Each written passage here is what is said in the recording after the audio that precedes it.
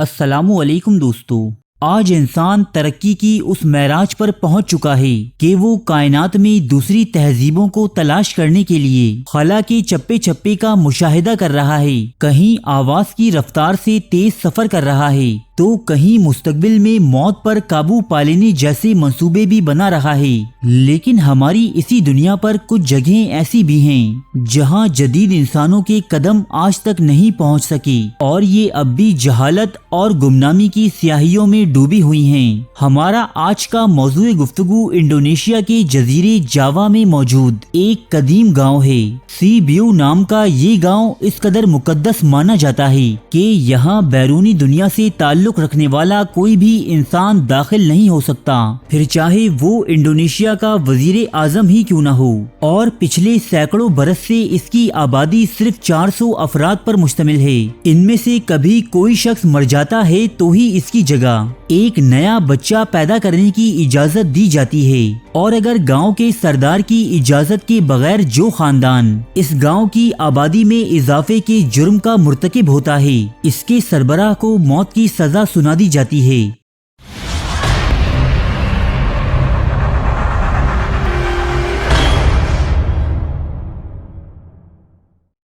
Indonesia کے دارالحکومت Jakarta کی بلند و بالا عمارات اور ہوا کی رفتار سے باتیں کرتی ہوئی گاڑیوں سے محض 100 کلومیٹر کے فاصلے پر ایک ایسی جگہ آباد ہے جو اس دنیا کے لیے اجنبی ہی نہیں بلکہ حیرت انگیز بھی ہے۔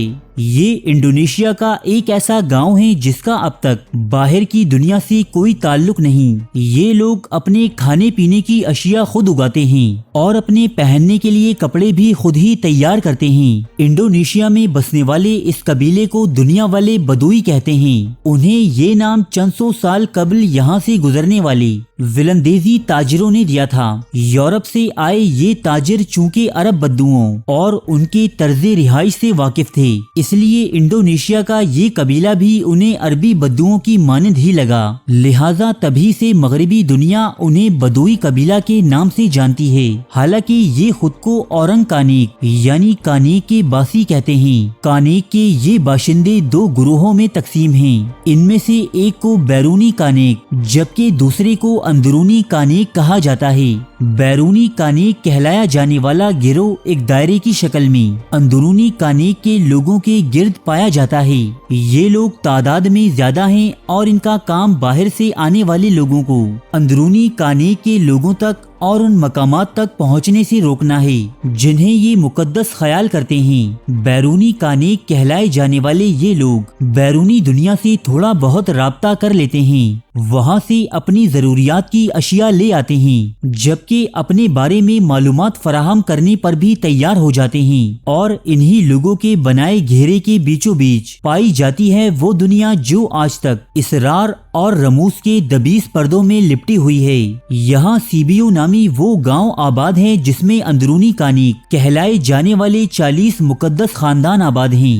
ہر ایک خاندان میں کل 10 افراد ہیں۔ اس طرح اس گاؤں کی کل آبادی 400 لوگوں پر مشتمل ہے، اور اس گاؤں کی یہ آبادی پچھلے 500 سالوں سے یوں ہی یعنی 400 نفوس پر برقرار ہے۔ ان 40 خاندانوں میں جب بھی کسی آدمی کی موت ہوتی ہے تب گاؤں کے مذہبی سربراہ جسے پون کہا جاتا ہے کی جانب سے اس خاندان میں سے کسی لڑکی اور لڑکے کو جنسی ملاپ کی اجازت دی جاتی ہے کہ وہ ایک بچہ پیدا کر سکیں اور گاؤں کی آبادی دوبارہ پوری ہو جائے۔ لیکن اگر اس گاؤں کا کوئی لڑکا اور لڑکی بہک جائیں اور وہ عمل کر بیٹھیں کہ جس کے نتیجے میں لڑکی حاملہ ہو جائے تو یہ ان لوگوں کے نزدیک ایک بہت ہی بڑا گناہ تصور کیا جاتا ہے، جس کی سزا کے طور پر اس خاندان کے سربراہ کو موت کی سزا دی جاتی ہے کہ جس کے خاندان میں بچے کی ولادت ہو رہی ہو، اور اس طرح آنے والا بچہ گاؤں کی آبادی کو دوبارہ پوری کر دیتا ہے۔ آپ کو یہ جان کر انتہائی حیرت ہوگی کہ اس گاؤں کے کچھ لوگ ہندو مذہب کے ماننے والے ہیں جبکہ یہاں اکثریتی مذہب اسلام ہے۔ اس کے باوجود یہاں طرح طرح کے دقیانوسی قوانین پر انتہائی سختی سے عمل کیا جاتا ہے،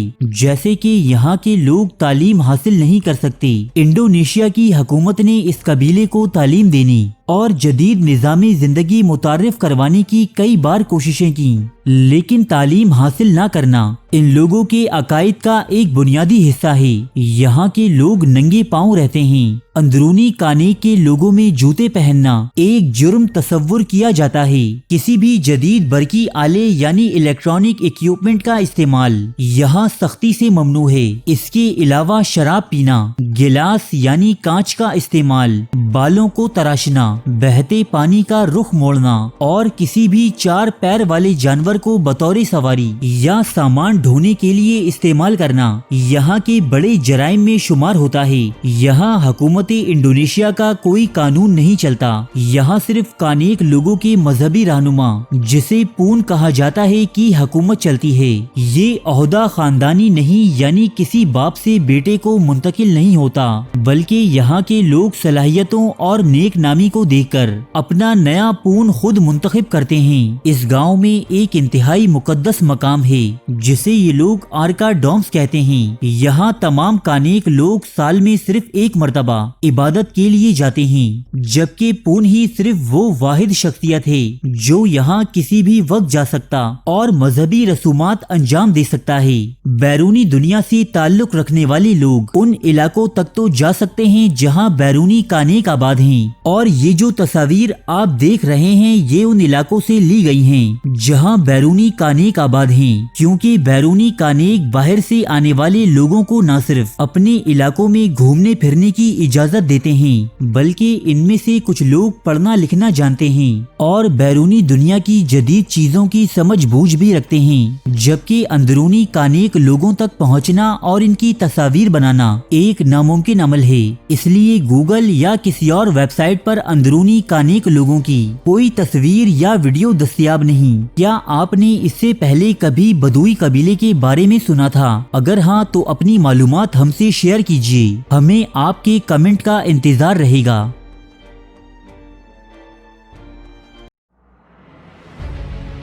तारीख के मौजू पर पाकिस्तान का सबसे बड़ा चैनल, जहां मिलते हैं सच्चे वाकयात मुस्तनद हवालों के साथ, कदीम तहजीबों के अजीबो गरीब हकाइक, अफसानवी दास्तानों के पीछे छुपी हकीकत, जिंदगी बदल देने वाली इस्लामी हिकायात, कदीम और जदीद जंगों के अहवाल, दिलचस्प और पुरस्कार वाकयात, बादशाहों और जर्नैलों की अय्याशी की दास्तानें, मलिकाओं और कनीज़ों की शर्मनाक कहानियाँ,